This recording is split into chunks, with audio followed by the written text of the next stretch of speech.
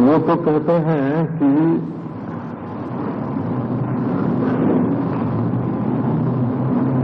न तो ईश्वर ने अज्ञान बनाया है, ईश्वर ने अज्ञान नहीं बनाया है, ज्ञान भी नहीं बनाया है।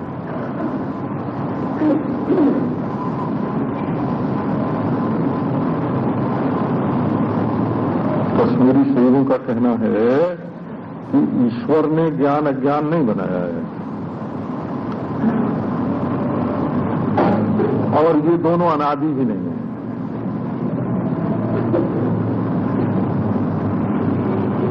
तो तब क्या है? बोले हमारी मौज है, हम ही अपने को अज्ञानी बना के रखते हैं, हम ही अपने को ज्ञानी बना के रखते हैं। हमारी मौज हो तो अज्ञान को छोड़ सकते हैं, हमारी मौज हो तो ज्ञान को प्राप्त कर सकते हैं। न तो ये अनादि परंपरा से ज्ञान अज्ञान है और न तो ईश्वर ने बनाया है। तो ये क्या है कि ये हमारा ही उल्लास है, हम ही अपने को हीरे वाला मान के हीरे का भाव बढ़ता है तो धनी मान लेते हैं, और हीरे का भाव घटता है तो गरीब मान लेते हैं। ईश्वर ने हमको हीरे वाला नहीं बनाया है।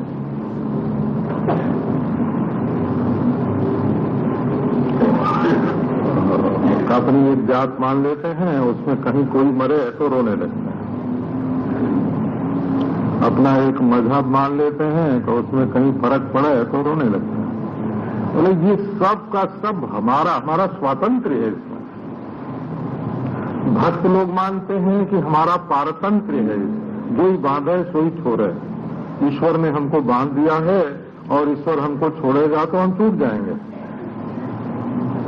उसने अभी अज्ञानी बना रखा है, वो ज्ञानी बना देगा तो हम ज्ञानी हो जाएंगे। तो भक्त लोग तो ईश्वर ही ज्ञानी अज्ञानी बना के हमारे साथ खेल रहा है। जीव परतंत्र है, ईश्वर स्वतंत्र है। और कश्मीरी शैव मानते हैं कि ये तो हमारी स्वतंत्रता है, स्वतंत्रता।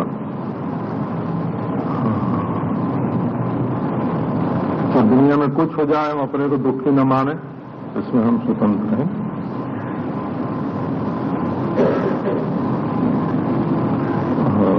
मृत्यु हो जाए मृत्यु। बड़े बड़े बहादुर, तो हमारे बचपन में उनकी बड़ी चर्चा होती थी। एक खुदीराम बोस के साथी थे, स्वतंत्रता आंदोलन में दोनों को फांसी की सजा हुई थी। वो बंग भंग जब हुआ, तो जब उसको फांसी की सजा सुना दी अंग्रेजों ने, उसके बाद जितनी देर थी उसमें उसका वजन बढ़ा। वो हंसता था, खिलता था। बोले बहुत अच्छा हुआ जो हमको फांसी की सजा हुई। तो क्यों भाई? तो बोले कहीं काला पानी हमको भेज देते तो हम 10-20 बरस वहां पड़े रहते और बहुत दुख पाते। और अब तो हमारी फांसी होगी तो हम मरेंगे, फिर जन्म लेंगे 15-20 बरस में, तो फिर हम स्वतंत्रता का आंदोलन करेंगे, अपना काम करेंगे। वो मरने के नाम पर खुश हुआ। वो ऐसे बहुत से बहादुर हुए जो गाते हुए फांसी पर लटके, सरफरोशी की तमन्ना अब हमारे दिल में। हम लोग भी गाते थे ऐसा, सरफरोशी की तमन्ना अब हमारे दिल में है, और हम अपना सिर कटाना चाहते हैं। देखना है जोर कितना बाजुए कातिल में है, कत्ल करने वाले के हाथों में कितना जोर है, ये अब हम देखेंगे। और तिरंगा झंडा हो, ऊंचा झंडा रहे हमारा। जहां डंडा पड़ने का डर होता, बंदूक चलने का, वहां सबसे आगे जाते। तो एक ये माने उत्साह की जो अपने अंदर कमी है ना, छोड़ नहीं सकते, और भगवान छुड़ावे तो रोते हैं। श्रीमद् गीता में ऐसे लिखा है, बोला आपको याद होना चाहिए। आश्चर्यम मोक्ष कामस्य मोक्षादेव विभीषिका। बड़े आश्चर्य की बात है। क्या है भाई? तब तुम चाहते तो हो सब मुक्त होना, और भगवान जब तुमको मुक्त करता है तब डरते हो। आश्चर्यम मोक्ष कामस्य मोक्षादेव विभीषिका। तुम चाहते हो हम सारी दुनिया से मुक्त हो जाएं, और भगवान 5 रुपए से मुक्त करता है तो हाय हाय चिल्लाने लगते हैं। आश्चर्यम मोक्ष कामस्य मोक्षादेव विभीषिका। तो भक्ति के सिद्धांत में सब कुछ ईश्वर के हाथ में है, ये ज्ञान होने से मेरे हाथ में भी कुछ है, इस भ्रम की निवृत्ति हो जाती है, और फिर तो जैसे राखो वैसे ही रहो।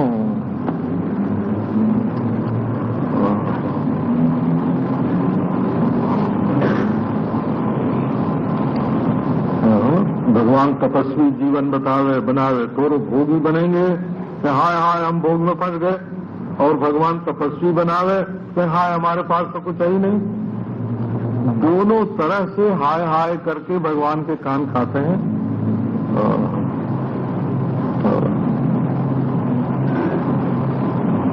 तो सुखी दुखी होना बिल्कुल अपने ईश्वर के हाथ में है, तब जो होता है सो होने दो। और तुम्हारे अज्ञान से है तो अज्ञान को मिटा दो।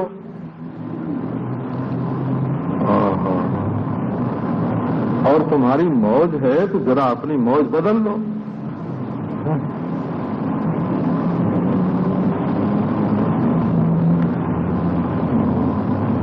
सिवाय बेवकूफी के दुख का कारण और कोई नहीं है। चारवाक भी मानता है नरक स्वर्ग आदि का जो दुख है वो अज्ञान करता है। बोला नोट कर लो, चारवाक यही मानता है अज्ञान का दुख है। जैन लोग मानते हैं कि प्रमाद के कारण दुख है। बौद्ध लोग मानते हैं अविद्या के कारण दुख है। न्याय वैशेषिक मानते हैं मिथ्या ज्ञान से दुख है। सांख्य लोग मानते हैं अविवेक के कारण दुख है। मीमांसक लोग मानते हैं वेद शास्त्र का जो सिद्धांत है उसका संस्कार न होने के कारण तुम ऐसे ऐसे काम कर डालते हो कि स्वयं बन जाते हो। वेदांत कहता है अपने आप को नहीं जानते हो इसलिए तुमको दुख है। तो जहां अपनी ही नासमझी से सारा अनर्थ दुख प्राप्त हो रहा है,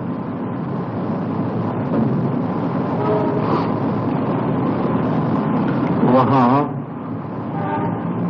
थोड़ी सी समझदारी की जरूरत है। भ्रमात् संसारवानिव। आप संसारी नहीं हैं, आप भ्रम बस अपने को संसारी मानते हैं। भ्रम से जो चीज मानी जाती है वो सच्ची कभी होती नहीं, और भ्रम के मिटने से जो चीज मिट जाती है वो भी कभी सच्ची होती नहीं। हम दुखी हैं ये भ्रम है। अरे आप हैं, इससे बढ़िया इससे बड़ी और कोई बात नहीं हो सकती कि आप हैं।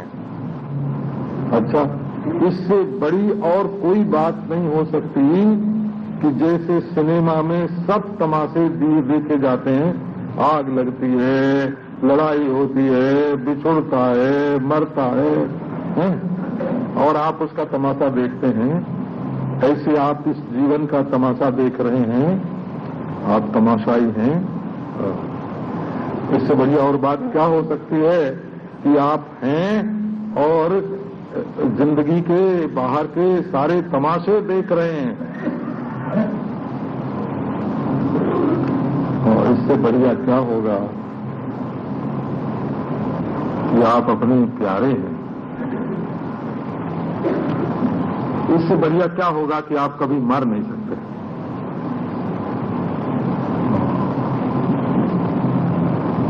इससे बढ़िया क्या होगा कि आप कभी अज्ञान नहीं हो सकते। इससे बढ़िया क्या है कि आप कभी दुख नहीं हो सकते। ऐसा बढ़िया क्या है कि कोई दुश्मन आपका कोई नुकसान नहीं कर सकता। ये तो साची बात है, सच्ची है। ये कुर्सी पर बैठने से नहीं मिलती है वो, ये राष्ट्रपति प्रधानमंत्री होने से नहीं मिलती है, ये कोई सेठ पेट होने से नहीं मिलती है, वो कोई रेस वाला ड्रेस वाला होने से ये चीज नहीं मिलती है।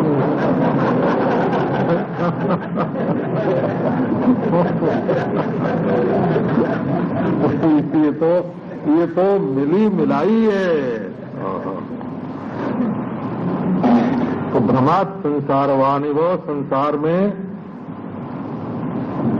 जितना दुख है, जितनी जड़ता है और मृत्यु का जितना भय है, वो सब नासमझी में से निकला हुआ है। नासमझी, भ्रमात् संसारवानि वो। तो भ्रम की निवृत्ति के लिए रोशनी चाहिए, प्रकाश चाहिए।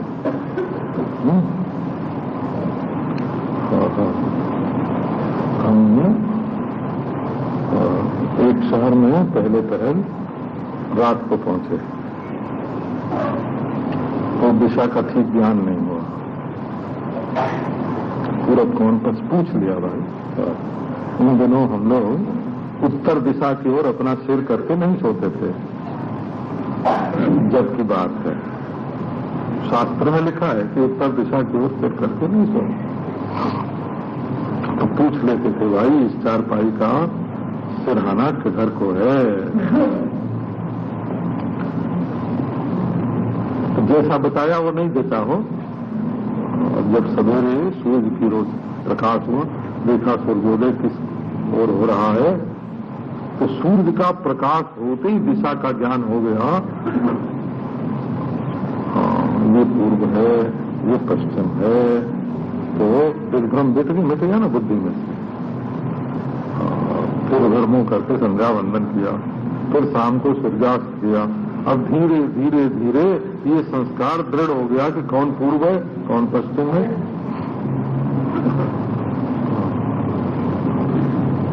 अच्छा, बुद्धि में है, मालूम तो पड़ता है अब भी।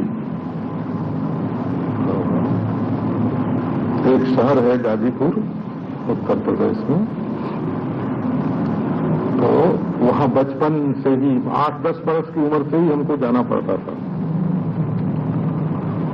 तो दिग्भ्रम हो गया। वहां की जो जज्जी कचहरी थी उन दिनों, वो दक्षिणाभिमुख थी। हमको मालूम पड़ता कि उत्तराभिमुख है। ट्रेन उधर जेल खाना है, ट्रेन है। अब हमारी ट्रेन जब वहां से निकलती है कभी, तो हमको वही भ्रम वाली दिशा मालूम पड़ती है। ट्रेन जाती है पूरब को, हमको मालूम पड़ता है पश्चिम को जा रही है। लेकिन हमारी बुद्धि में वो भ्रम नहीं है। वो हम जानते हैं कि ये ट्रेन जब गाजीपुर से बलिया जा रही है तो पूरब की ओर जा रही है, पश्चिम की ओर से नहीं जा रही है। पश्चिम की ओर नहीं जा रही है। तो भ्रम प्रतीत तो होता है, परंतु बुद्धि में वो बाधित है ना। बुद्धि में भ्रम नहीं है। वो तो अभ्यास संस्कार में भ्रम है। तो भ्रम को दूर करने के लिए ज्ञान प्रकाश, जैसे सूर्य का प्रकाश चाहिए दिग्भ्रम दूर करने के लिए। यदि आप कांच को हीरा समझते हो तो जांच कर लीजिए उसकी। जांच कर लीजिए तो मालूम पड़ेगा ये कांच है, हीरा नहीं। जिसको आप हीरा समझ के रोते हैं, वो हीरा समझ के खुश भी होते हैं। एक बात आपको सुनाता हूं। हम लोग जा रहे थे बद्रीनाथ, वो पैदल जा रहे थे। दादा के पास एक घड़ी थी। उन दिनों वो 125 रुपए की थी, किसी ने दिया था। तो रुद्रप्रयाग के आगे जाने पर हम लोग किसी चट्टी में रात को सोए और जब वहां से 5-4 मील चल के सवेरे सवेरे आगे बढ़ गए, तब दादाजी को मालूम पड़ा कि हमारी घड़ी तो कहीं गिर गई या छूट गई। तो हम बढ़े आगे और वो लौट के गए पीछे घड़ी ढूंढने के लिए। हम तो 10-11 मील 12 मील चल के फिर बैठ गए। जब दादाजी लौट के आएंगे तब आगे चलेंगे। दादाजी लौट के आए, बड़ी धूप हो गई थी, कड़ी धूप, कांपते थे, सवेरे से कुछ खाया पिया नहीं था, व्याकुल थे। अच्छा, मैंने कहा झरने पर से पानी ले आओ। पानी लेने गए दादाजी तो वहां एक अंगूठी मिली और वो चमाचम चमकती थी। ले आए, हमको दिखाया। हमने कहा भाई ये तो हीरे की अंगूठी है, कोई 2000 रुपए की तो जरूर होगी। अब महाराज उस 125 की घड़ी खोने का जो दुख था वो तुरंत मिट गया। देखो भगवान ने, भगवान ने 125 रुपए का तो नुकसान किया और 2000 रुपए की अंगूठी दे दी। अब वहां ढूंढना यात्रियों में ये तो शक नहीं था कि किसकी, क्योंकि यात्री तो वहां आते जाते हैं ना, रहते तो है नहीं, किसकी कब गिरी। तो वो अंगूठी लेके हम लोग बद्रीनाथ पहुंचे।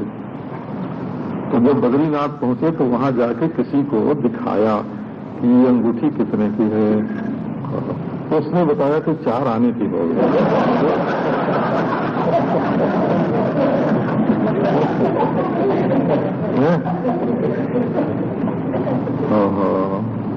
देखो, भ्रम से धनी हुए, भ्रम से गरीब हो गए। भ्रम ही है ना दोनों। हमको ये हीरे की अंगूठी मिल गई, अरे ये तो कांच की है। ऐसे ये दुनिया में जितने दुख सुख हैं वो बिल्कुल भ्रांत हैं। वो न कोई अपना है, न कोई पराया है, न कोई मिलता है, न कोई बिछुड़ता है। तो ये एक के बारे में आपका ख्याल हो कि हमसे बहुत प्रेम करता है, बस तभी तक ये पोल पट्टी है जब तक आप समझते नहीं हैं। क्योंकि उसके पास कोई और ऐसा है जिससे वो आपसे भी ज्यादा प्रेम करता है। नहीं नहीं, ऐसा तो हो ही नहीं सकता। खास करके विरक्त लोग इस चक्कर में पड़ जाते हैं कि ये हमारा चेला हमसे बहुत प्रेम करता है।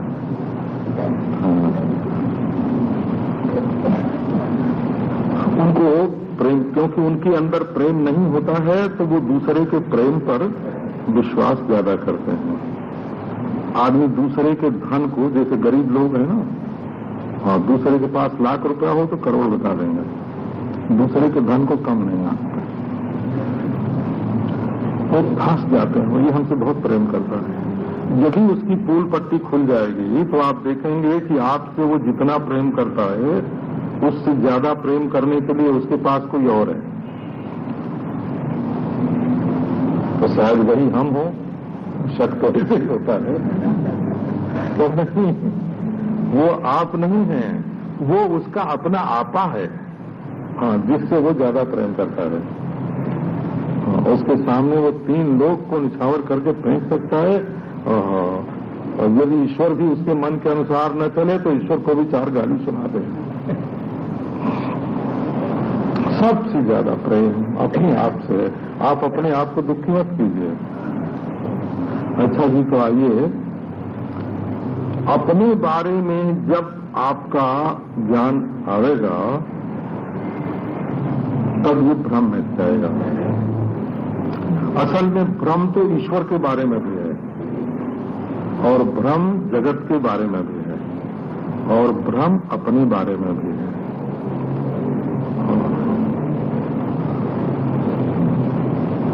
भ्रम है तो आप अपने आप को देखिए।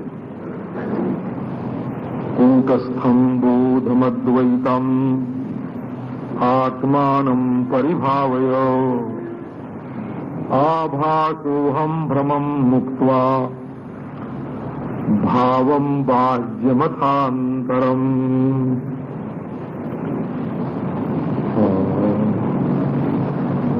एक अहंकार बीच में आ गया है। आप अपने को वो रोशनी नहीं समझते जो सबके हृदय में प्रतिबिंबित होती है। आप वो प्रकाश हैं जो देश के भीतर नहीं होता, देश का प्रकाशक होता है। तो महाराज, और राजनीति में और राष्ट्रीयता में तो भारतवर्ष एक देश है, ऐसा नहीं इंग्लैंड एक देश है। देश पैदा होते मिटते रहते हो। आपको मालूम है ना, पाकिस्तान पहले कहाँ था, बन गया।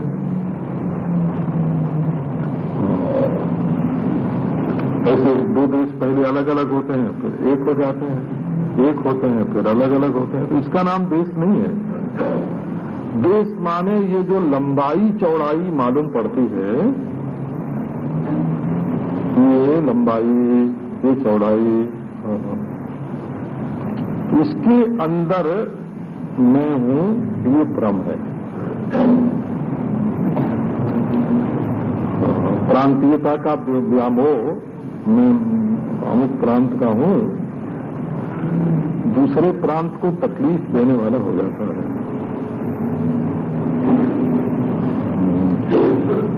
कलकत्ते में बिहारी और बंगाली की ऐसी लड़ाई होती है जैसे हिंदू मुसलमान की पहले हुआ करती थी, ऐसी महाराज बिहारी और बंगाली आपस में लड़ते हैं। वहां महाराष्ट्र और गुजरात का दंगा हमने अपनी आंख से देखा था, मैं था यहाँ। तो प्रांतीयता राष्ट्रीयता को मार डालती है और राष्ट्रीयता अंतर्राष्ट्रीयता को मार डालती है। जातीयता मानवता को मारती है, मजहब धर्म को मारता है। जितना परिच्छिन्न भाव आप करेंगे, आपने अपने को एक टुकड़ा समझा और दूसरे टुकड़े से खनाखन, ओहो,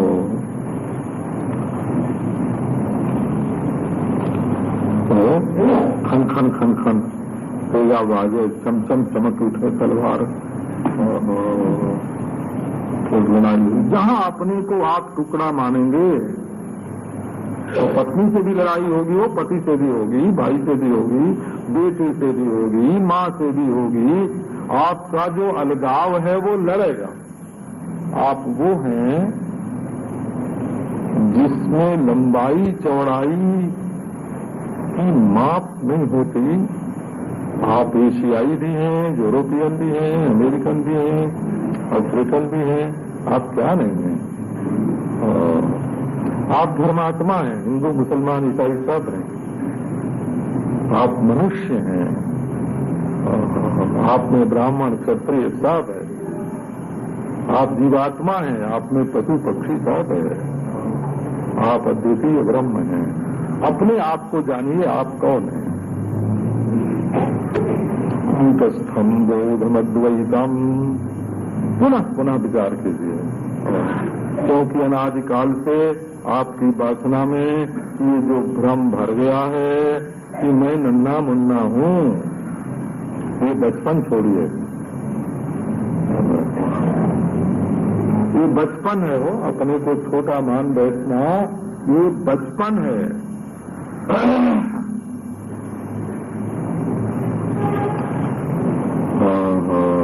बचपन, बाल्यावस्था, ये ज्ञान की अविकसित अवस्था है। अपने को चाहे देह मानो, चाहे आभासो हम भ्रमम मुक्त्वा, सबके दिल में एक रोशनी रोशन हो रही है। सबके हृदय में एक ही ज्ञान है, एक ही सत्य है, एक ही आनंद है सबके हृदय में। आप कूटस्थ बोध अद्वैत हैं।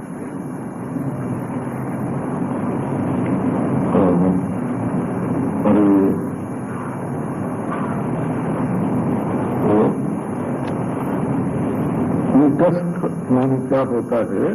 छोटा अर्थ देखो कूटस्थ का। सुनार के घर में जेवर गढ़ने के लिए जो लोहे की निहाई होती है ना, जिससे छोटी सी हथौड़ी लेके सोने को, चांदी को सुनार टूटता है, उस लोहे के निकाय को संस्कृत भाषा में बोलते हैं कूट।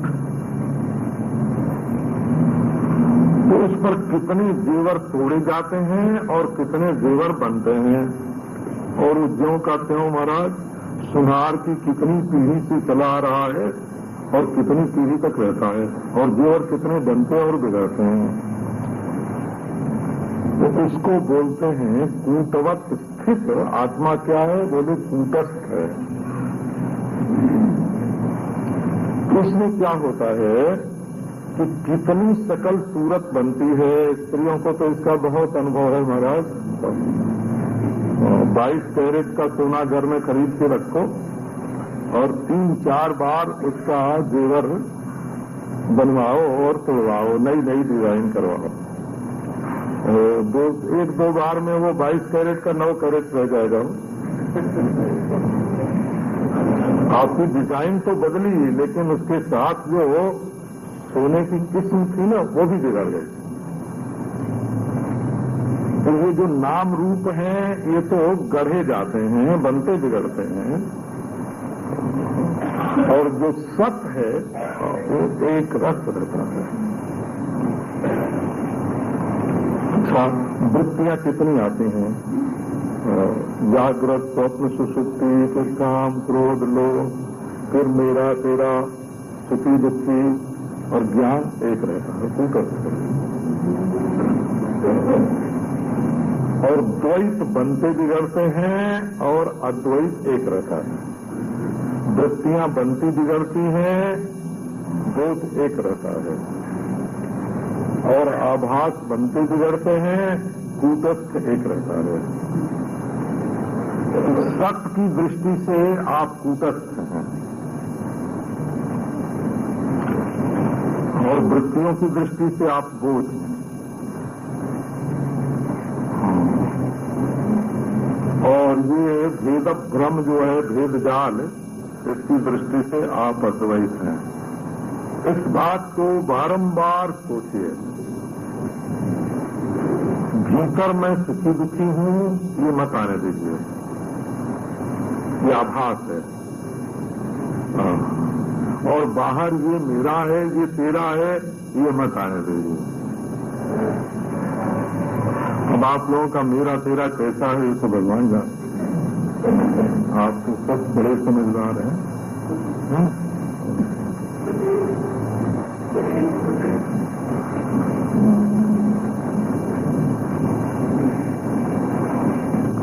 अभिमान में सबका खात्मा आप रोज देखते हैं। खात्मा माने शून्य आत्मा, शून्य स्वरूप का माने शून्य। सबका खात्मा होता है। कहाँ? तो सुषुप्ति में आप धनी रहते हैं, आप बेटे वाले रहते हैं, आप परिवार वाले रहते हैं। जब गाढ़ नींद आती है तब आप धनी रहते हैं, गरीब रहते हैं, बुद्धिमान रहते हैं, विद्वान रहते हैं, क्या रहते हैं। सबको छोड़ने पर आपको विश्राम मिलता है। अगर एक दिन ये विश्राम न मिले, 2 दिन न मिले, 3 दिन न मिले, तो डॉक्टर की दवा करनी पड़ेगी। माने छोड़ के रहे बिना आपको विश्राम नहीं मिलता है।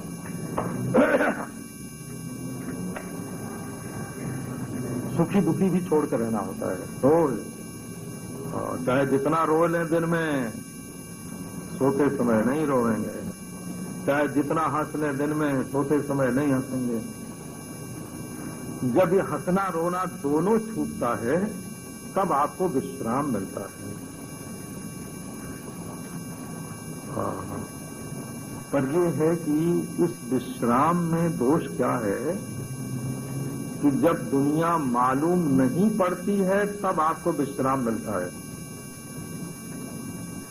न ईश्वर मालूम पड़ता, न जीव मालूम पड़ता, न जगत मालूम पड़ता, न अपना पराया मालूम पड़ता। तो जब नहीं मालूम पड़ता तब आपको विश्राम मिलता है। और लो वेदांत, गीता, जागता वेदांत, इसमें न मालूम पड़ने की जरूरत नहीं है। सब कुछ मालूम पड़े और आप विश्राम में रहें। ये युक्ति वेदांत के पास है कि मालूम तो सब पड़े, और सुषुप्ति में तो विश्राम मिलता है, और वेदांत में विश्राम नहीं, परमानंद का अनुभव होता है। परमानंद, सारे अनर्थों की निवृत्ति हो जाती है और दुनिया मालूम पड़ती रहती है। तो समाधि काय को लगाई जाती है? न मालूम पड़े इसके लिए? तो नहीं, आपका ख्याल ये गलत है बोला। वो आपकी बनाई हुई दुनिया को आप मिटा भी सकते हैं। ये जो सामर्थ्य है आपके अंदर, उसको जाहिर करने के लिए समाधि लगाई जाती है। ये सारी दुनिया आपकी बनाई हुई है। कौन बच्चा ऐसा पैदा होता है जो अपनी मां को पहचानता हुआ ही पैदा हो? ये मेरी मां है, पर आ गया। कौन पत्नी ऐसी पैदा होती है जो अपने पति को साथ लिए हुए पैदा हो? दुनिया है आपकी मानसिक रचना, आपके मन का ताना बाना, आपके मन का जाल।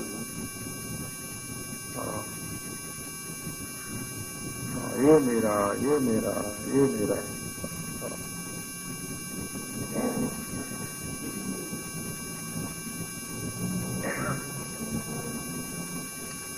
तो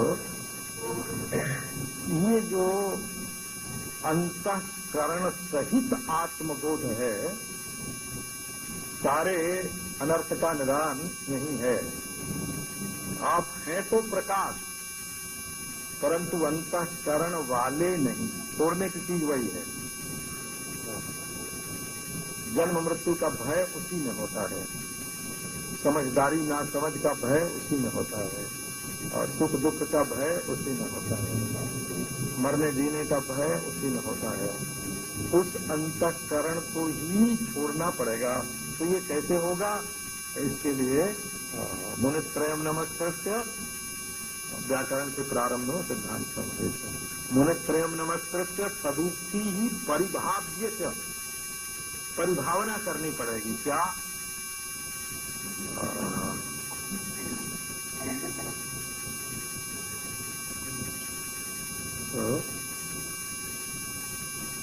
पतंजलि है और कात्यायन है और पाणिनि है।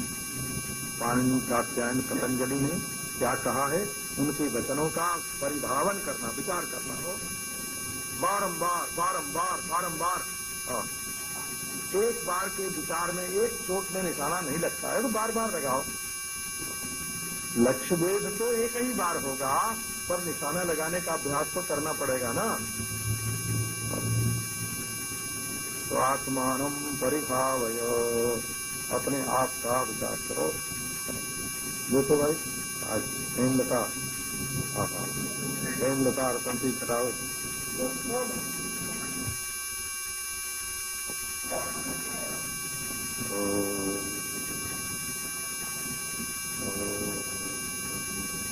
आज्ञा धर्मशास्त्रम सहज श्रुति कथा ब्रह्म विद्या नवद्या ध्यानम सर्वात्मभानम स्थिरचरहित प्रच्छेमुषि शांति भूषा आश्चर्यं चारुचर्या जननयन मनोमोहनी मुक्तवर्या संपूर्णानंदतीर्थम गुरुमृतमृतम अमृतम सपत्ति।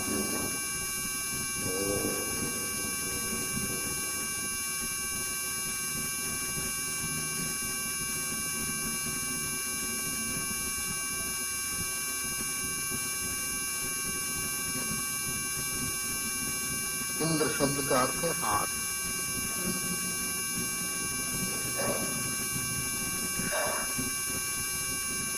हाथ के अभिमानी देवता को ही इंद्र कहते हैं। तो देवता के प्रधानता से उसका नाम है इंद्र और भौतिकता की प्रधानता से उसका नाम है हाथ। स्वस्तिना इंद्रों का अर्थ होता है हम अपने हाथ से अच्छे अच्छे काम करें। वृद्धश्रवा बड़ा यशस्वी है। अयम में हस्तो भगवान, ऋग्वेद में मंत्र है ये मेरे हाथ भगवान है। अयम में भगवत तरह, ये बड़ा भगवान है, छोटा भगवान नहीं है, बड़ा भगवान। अयम में हस्तो भगवान, अयम में हस्तो भगवत तरह, ऋग्वेद का मंत्र है।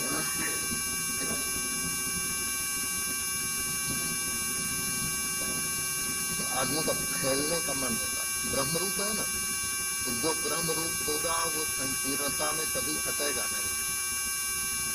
तो जब मनुष्य अपने को शरीर मान लेता है कि तब भी उसका मन रहता है कि मैं फैल रहा हूँ। तो कैसे फैलेगा? तो उसका यश बढ़ेगा तो उसको संतोष होगा कि मैं फैल गया, इसलिए उसको संतोष होगा।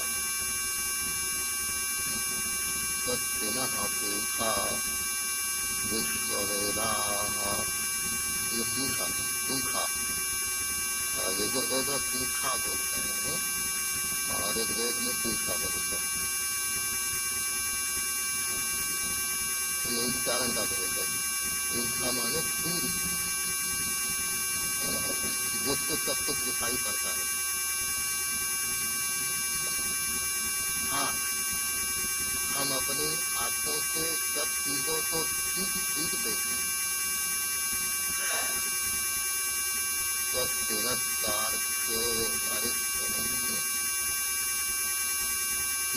रस का पहिया, जिसकी पास कहीं प्रतिशत नहीं होती, वो शब्दरूप जरूर, ये जो हम बोलते हैं ये जरूर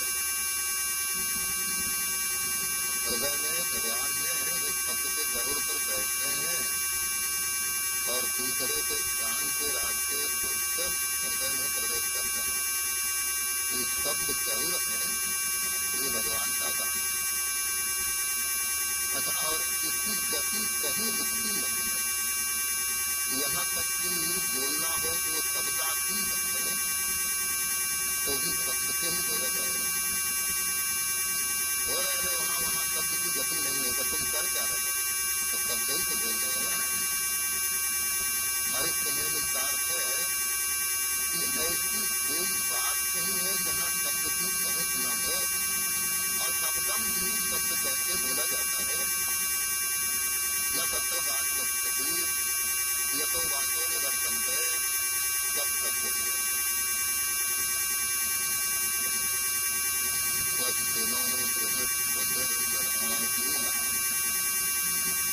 बृहस्पति माने बुद्धि के देवता का नाम है बृहस्पति, लेकिन जो अच्छी बुद्धि देता है वो तो बृहस्पति देवता का, देवता के गुरु का नाम है, दैत्य के गुरु का नाम शुक्र है। शुक्र माने